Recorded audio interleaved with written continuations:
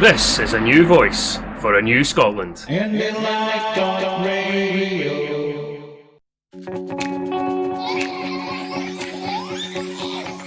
IndyPram is IndyPram on IndyLive.Radio.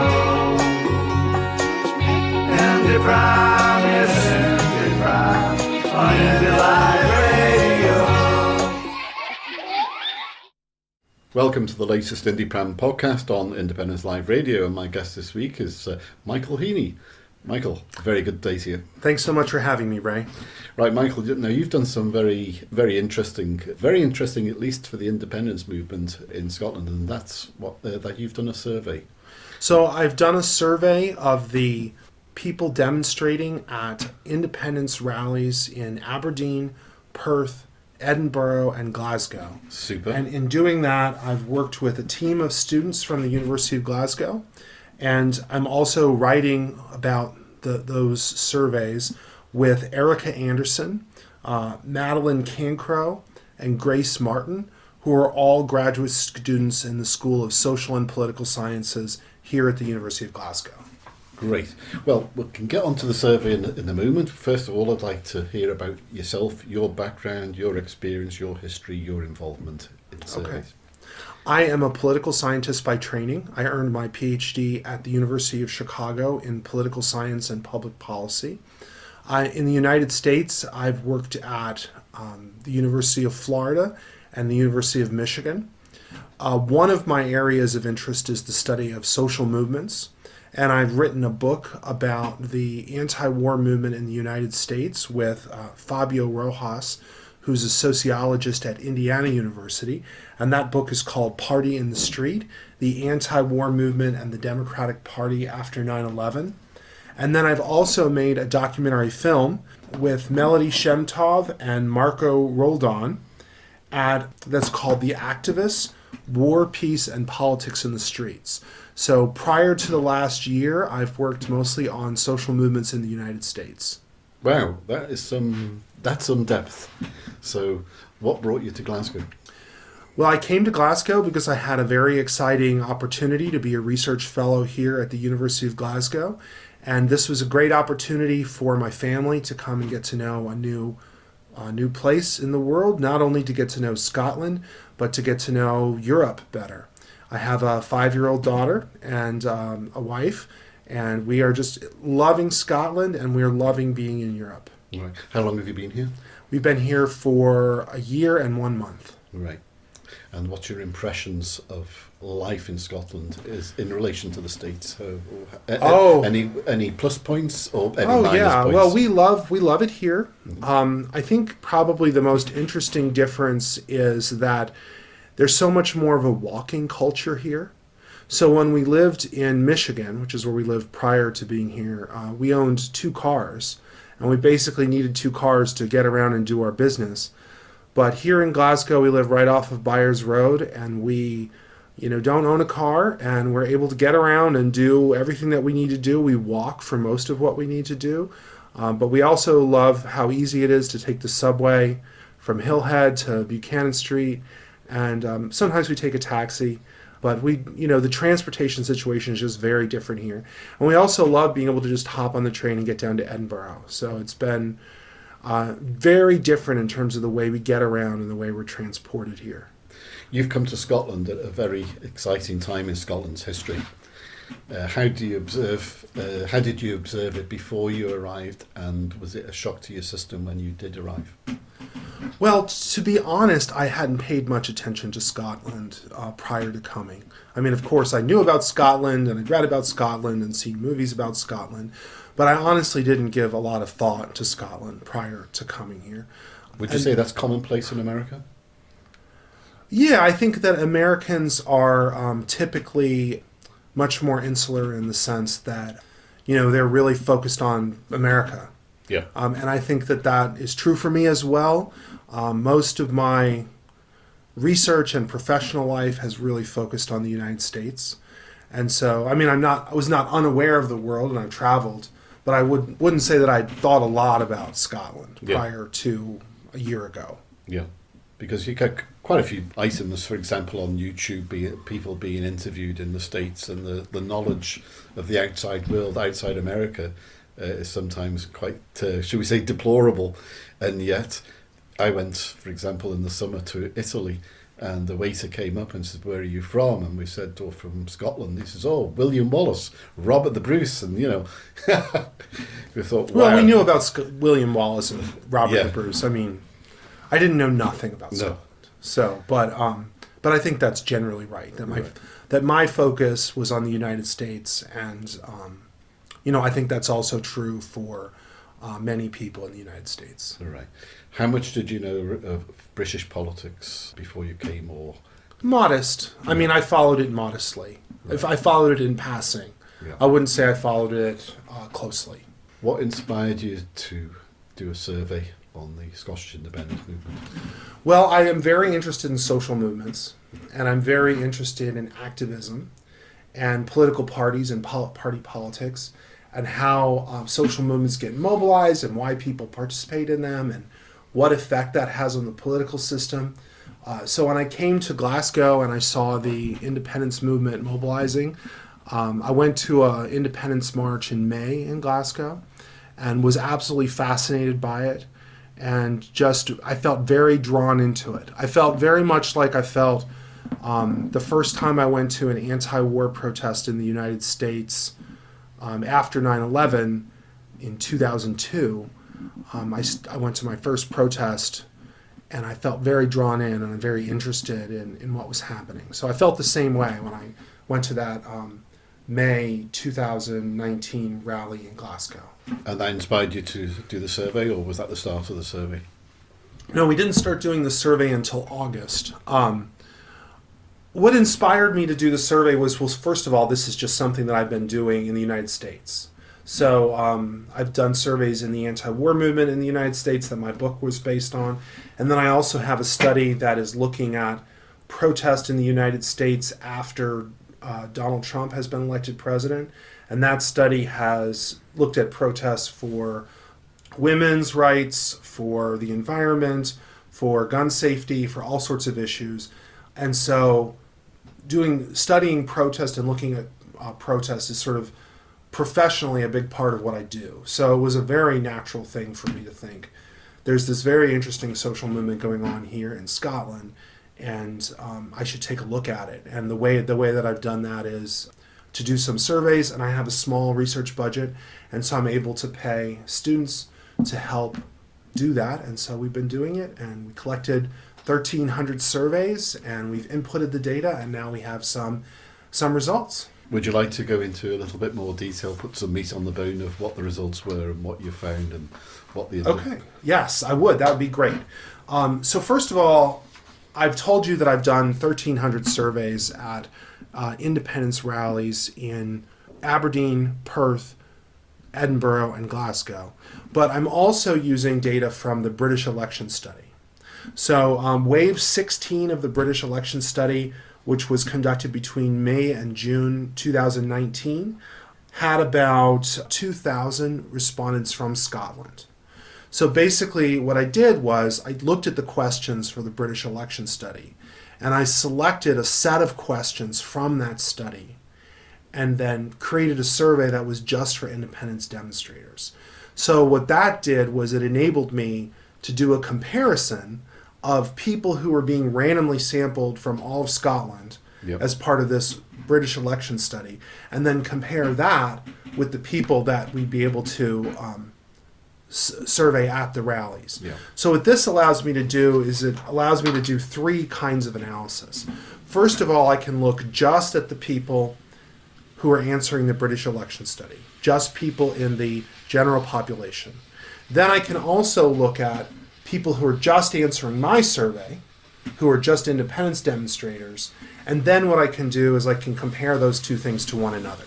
Right. So what I did was I looked at different levels of support that people gave to the independence movement. So I looked at, first of all, were people yes supporters or not? And I used the British election study for that. Then I looked at, of the people who were yes supporters, I looked at, were they attending a demonstration or not, right? And so the way I did that was comparing the British election study to the survey results I took, right? Then if people attended a demonstration, I looked at, did they join an organization for independence or not? So you've got three levels of support, right? Right. Are you a yes supporter or not? Are you at a demonstration or not? And then are you a member of an organization or not? So what I wanted to do was understand different variables that might explain that increasing level of mobilization. So what I did was I looked at two kinds of variables. First of all, I looked at what you would call identity variables, which are variables about how people think about who they are politically. And I looked at three of them. First of all, Scottishness. Second of all, Britishness. And third of all, Europeanness. And so people were shown a list, Scottish 1 through 7, British 1 through 7, European 1 through 7. And then 1 was considered low and 7 was considered high. And people could indicate where they fit on each of those scales. So someone who thought of themselves as very Scottish and not very British would put 7 for Scottish, 1 for British, and maybe 3 or 4 for European, or something like that. So I have these three identity variables. And then I also had control variables for socio-demographic factors. So I had people's sex, gender, their ethnicity, their age in years, the year at which they completed their education, and their income in thousands of pounds. So then what I did was I analyzed these variables and how they corresponded with the increasing levels of mobilization. And so what I'll do is first I'll talk about the identity variables, and then I'll talk about the control variables. So the identity variables were Scottish, British, and European. And what we see is very clear results that being more Scottish and more European corresponds with people being more likely to support the movement. And people being more British corresponds with people being less likely to support the movement. Yep. But the interesting thing about this is that I gave the example where people were, high on Scottish, low on British, and that's sort of a very simple example. But perhaps the more interesting examples is where people hold both kinds of identities, right? So they might think of themselves as a 6 on Scottish and a 4 on British, right? So what they've got is they've got these identities that they're holding together, and then politics is bringing those identities into conflict, right? So the independence movement, in a sense, brings the Scottish and the British identities into conflict, right? And Brexit brings the British and the European identities into conflict. And so when people are faced with these conflicts, they have to make choices. And they have to think about, okay, well, I think of myself as both Scottish and British. Or I think of myself as British and European. But now politics is happening and I have to choose. And which am I more of? So one of the interesting kind of findings of this study looks at the way that these identities interact with one another, right? So probably the clearest result that I have in the whole study is that the British and the Scottish identities negatively interact with one another. So that as a person becomes more Scottish in their identity, the effect of their British identity is lessened. And likewise, as people become more British in their identity, the effect of their Scottishness is lessened. So there's this kind of dynamic interaction between the identities in terms of the way that people think about themselves. Also, the British and the European identities interact with one another, although the results are not quite as clear there. And so we may or may not talk more about that, depending on how interested you are in that. Then there's also the control variables or the demographic variables. The first interesting variable is age. And one of the things that we clearly see is that age comes up as important in all three of these models. So age, it corresponds negatively with mobilizing, with being a supporter of the movement. And what that means is that the supporters of the movement are a little bit younger than the non-supporters. So the yes supporters are about 5 years younger on average than the no supporters. But then when you look at once they get inside the independence movement, age actually has a positive effect. So the people who participate in a demonstration and the people who are members of organizations are a little bit older than the people who are not doing those things. The other variables, gender, education, ethnicity, and income, vary a little bit from equation to equation in terms of how important they are. Gender is never significant. So I know that my collaborator, Madeline Cancro, talks about how in the 2014 referendum there was a lot of discussion about how some people saw the Scottish independence movement as more male than female. And the results here show that if that was ever true, it's not true now.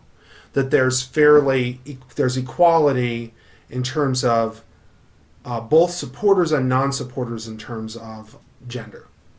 And then education, ethnicity, and income only matter in the equation that predicts who turns out at a demonstration. So one interesting result is that being a person of color makes a person a little bit more likely to turn out at a demonstration in comparison to yes supporters and the general population.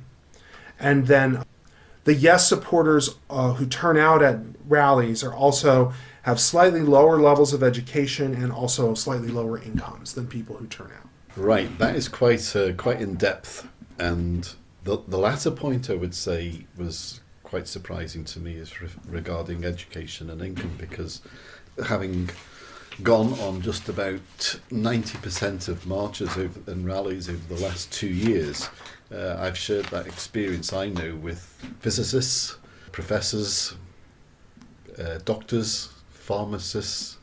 So I wouldn't say they were of a lower education level or lower income. We're just talking about averages. Averages. And we're also comparing to other yes supporters in the population. So the question is, if you look at yes supporters in the population versus yes supporters who turn out at demonstrations, the people who turn out at demonstrations have got slightly lower levels of education and income. So it is what it is. I've certainly found the fact that you talk about the equality of genders is refreshing, because certainly in 2014 the results of the actual referendum showed that a lot more, shall we say, middle-aged females voted against independence, and we tend to find now that there is a phenomenal great more balance of females becoming involved and very active in I don't see any gender balance or any gender bias at all. No. Right? So which is of course, for example, very different from the United States, where the Democrats tend to gain a lot of support from women, and the Republicans tend to get more support from men. So, but on this particular issue, I'm not seeing any kind of significant gender effects. Mm-hmm. What lessons do you feel the independence movement could benefit from your research? Well, probably the most interesting benefits, I think, would have to do with messaging. And the messaging effects, I think, are most interesting with regard to the interaction between Europeanness and Scottishness. So what I'm finding is that among the people who attend demonstrations, we're seeing a positive and significant interaction between European identities and Scottish identities. And basically what that means is that the message that, the reason why we want independence is because we want to be part of Europe. That message is working with the people who support independence. That said, if you look at the general public and you look at that same issue, we don't see a positive and significant interaction between those two. So I think what that means is that the independence movement could benefit from having more public messaging trying to link those two things positively.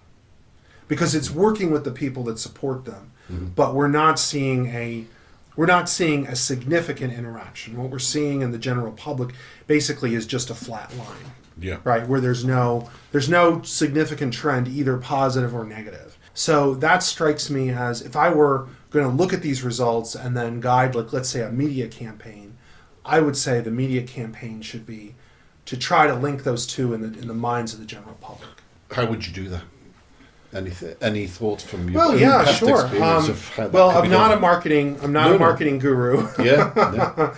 But I think I would talk about, maybe one thing what they could do would be to look at, maybe follow the lives of people who are from Scotland, living throughout Europe, and the interesting things they're doing in Frankfurt or in Bonn or in Milan, so sort of show the benefits of the European connection to ordinary people from Scotland.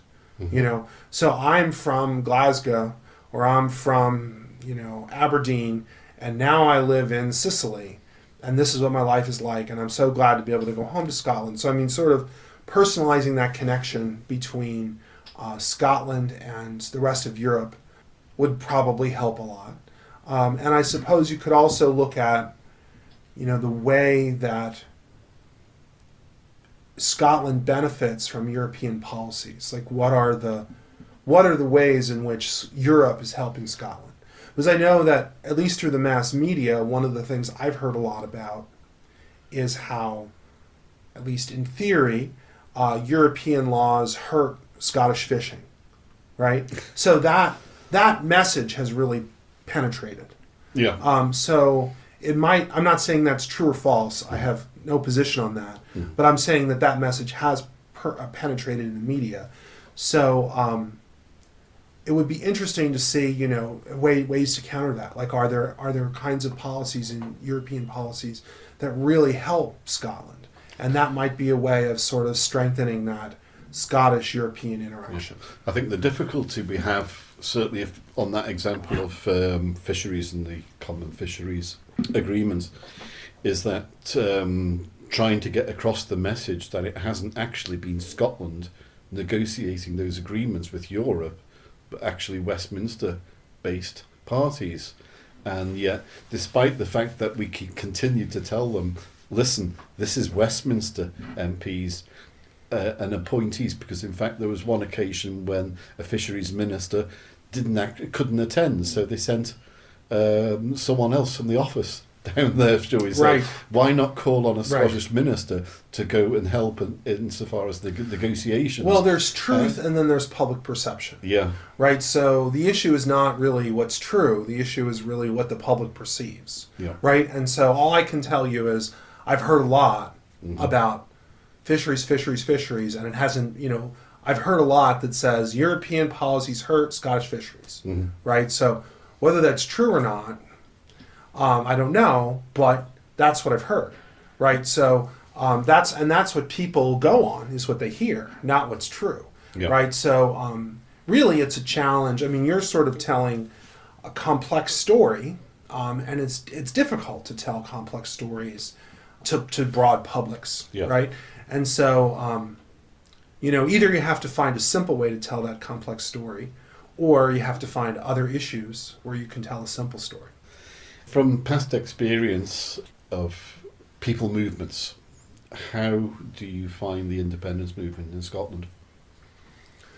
Well, it's a very interesting movement, and one of the things that makes it interesting is that it is it's a very strong and very well supported movement by a lot of people in the establishment in Scotland, right? So obviously, for example, the Scottish National Party is the ruling party in Scotland, and they're aligned with the Scottish independence movement, right? So there's this strong alignment between government and the movement here, and then difficult one, because the grassroots movement is actually totally separate, and the government doesn't do any financial support. It supports in person, but it does not support financially. It's aligned.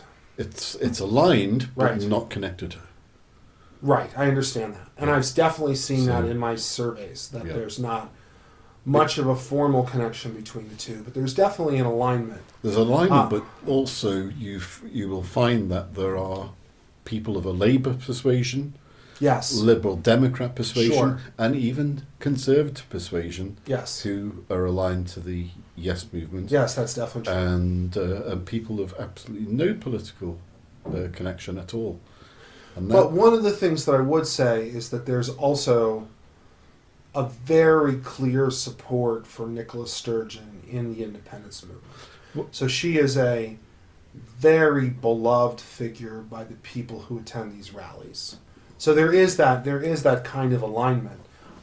Then the challenge is that the opponent. So I guess most of the movements that I study in the United States, people show up at the site of their opponent, right? So for example, if you don't like Donald Trump, you show up at the White House, which is his official residence, and you protest him there.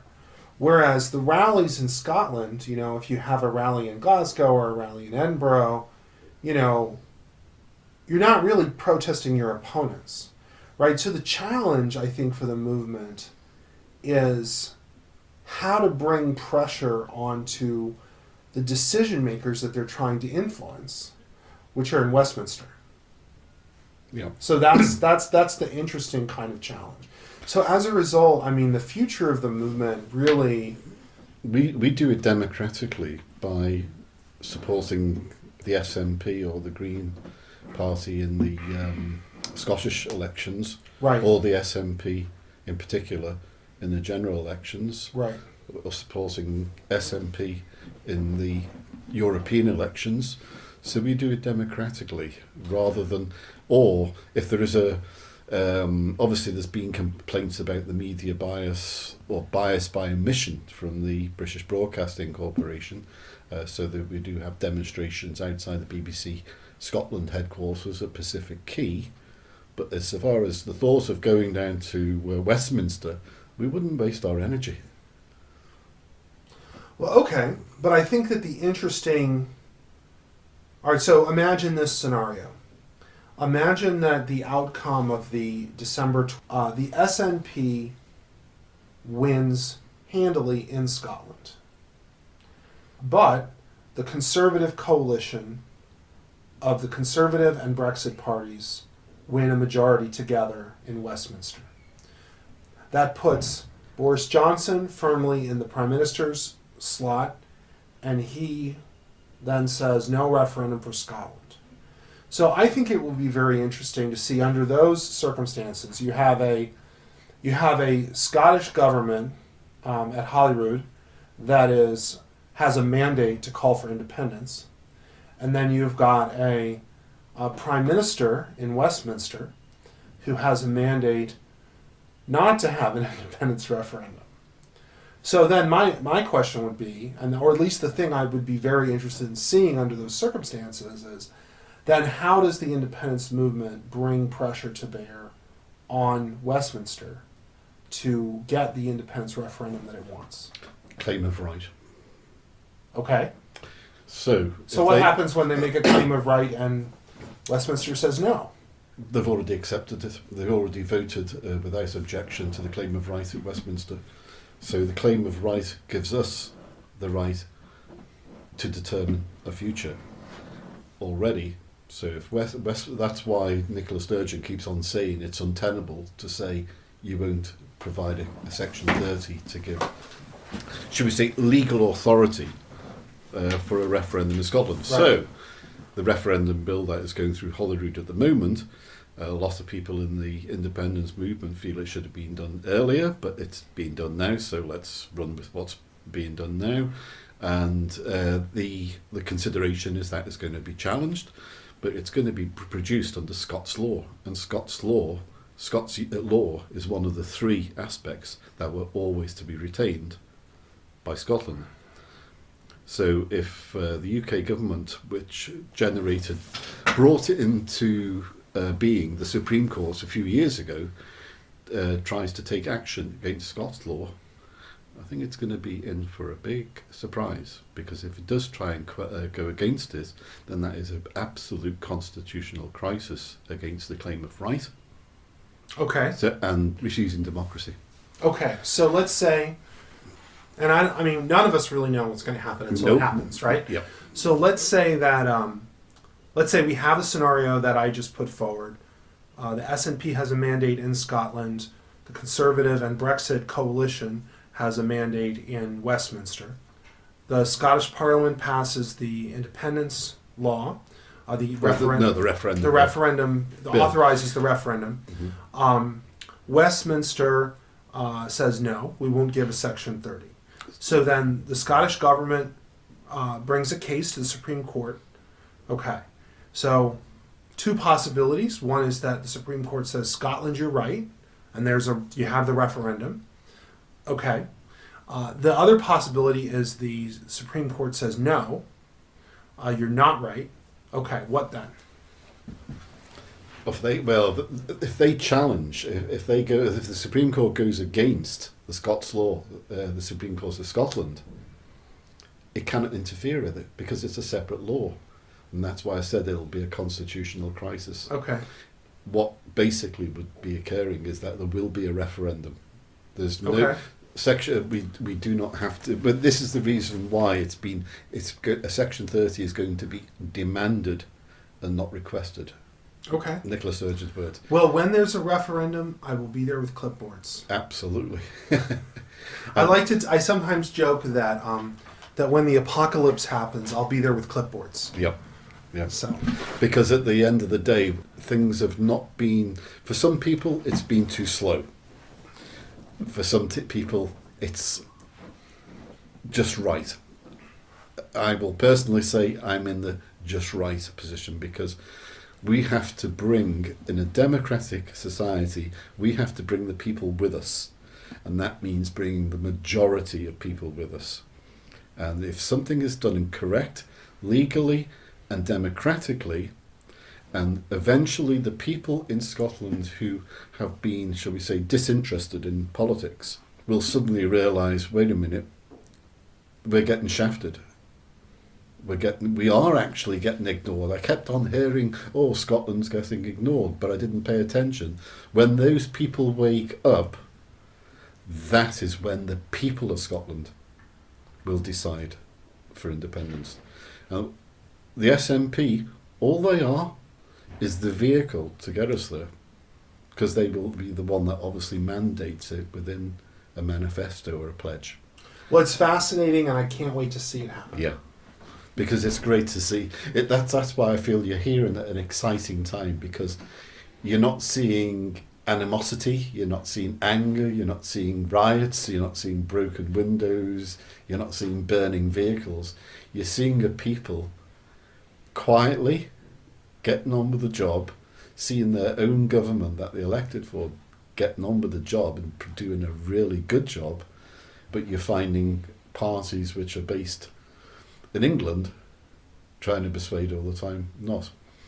So what do you feel your the effects of your survey will have for Scotland going forward? I think that the surveys help us to understand who's in the independence movement, who's not in the independence movement, what promotes people getting more involved and more excited about independence.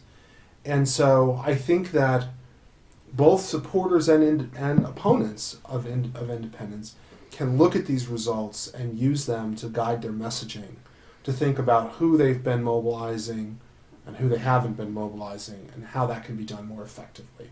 So I would say what's exciting about my research is it's kind of a window into a group of people that, you don't really get a window into. So for example, let's say there's a large protest or a large independence rally in Edinburgh. And there were clearly more than 100,000 people at this rally. And, you show up at the rally and you see, just a sea of blue and white, right? The impression that you get from that is here's just a group of people, there's just a big homogeneous group of people. The exciting thing I think about my surveys is they help us see the differences among the people, right? So, you have people at these rallies that for example, think of themselves as Scottish, but not British or European, right? You've got people who think of themselves as very European, somewhat Scottish, and not at all British. You have people who think of themselves as British and Scottish, right? You have people that identify with none of these, right? So what you've really got is you've got heterogeneity in the people who participate. People are there for different reasons. They're being motivated by different things. And the study that I've done helps both supporters and opponents of the movement sort of see into that and better understand what's going on. Mm-hmm. So I think that a lot of people will find this research valuable to them. And what would you like to see in the, if obviously you're neutral, but should, from what you've seen of Scotland, learnt about its politics, how would you see a political future within Scotland in itself, its relationship with Europe, and in particular the relationship in the world and the United States in a very particular way? Well, I think I'm going to have to say I have no idea. I mean, I think that it's extremely complex. I mean, I guess the one thing I would say is that, you know, it seems particularly critical to resolve the question of Brexit before knowing what the best course is for independence. And certainly if the Brexit debate has shown anything, it's definitely shown the complexity of separating political unions. So it's hard to know. I guess all I'm saying is it's definitely very hard to see the future. If anything, it's hard for me to see much past December 12th. Yeah. On the flip side, within the independence, we would probably argue against that and say, well, no country has ever left the EU before, so there's never been a Brexit. Right. But multiple countries have left England. Well, it is. I mean, it is more complex because of the geographic proximity of Scotland to the rest of the United Kingdom. So, I mean, this definitely is a special case. I mean, I think there's definitely a difference between Canada and the United States and Australia becoming independent of the United Kingdom and Scotland becoming separate, simply because of the very close geographic relationship. So it's a special case, But, and an especially complex case, I think. Yeah. Well, if you look at the white paper that was produced for the 2014 referendum and read through it, have you read through that?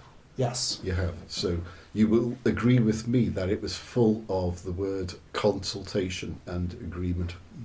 Well, I'm not trying to argue the case on Yeah. this. I'm just saying that clearly, whatever happens, it'll be very hard to see it happen. I think that, it's very hard to see in the future. I think that these kinds of processes, they evolve step by step.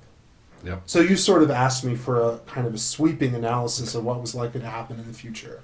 And I'll just say, I would like to see what's going to happen on December 12th. So that will definitely tell us something about what's likely to happen next. You can look forward to that. But I'm interested in what's going to happen no matter what. Yeah. Keep that clipboard ready. I will. Michael, thank you very much indeed. Thank you, Ray. Thanks for having me. That's a pleasure. IndyPram,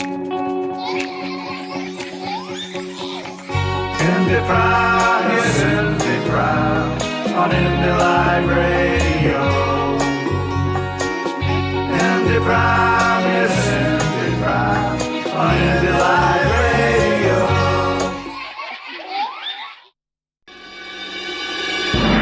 This is a new voice for a new Scotland. IndyLive.Radio.